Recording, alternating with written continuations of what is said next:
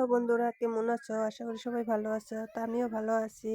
সকালে উঠে চা টা খেয়ে ফোন আসলো। তো কয়দিন আগে আমি একটা পার্সেল অর্ডার দিছিলাম। তো পার্সেলওয়ালা ফোন করেছে। ফোন করার পরে আমি বললাম আসো পার্সেলটা নিয়ে।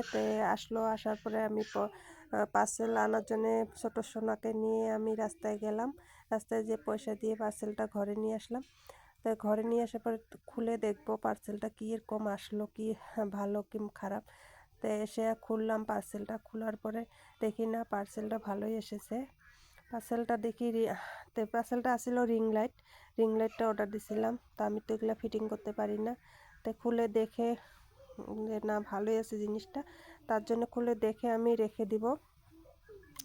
তো একজনকে বলেছি যে ফিটিং করে দিও।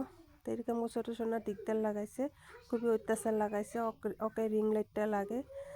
তা খুলে দেখলাম, দেখে আবার প্যাকেটে ভরে রাখলাম। তো একজনে এসে ফিটিং করে দিবে। এটা কীভাবে ফিটিং করে তো জানি না।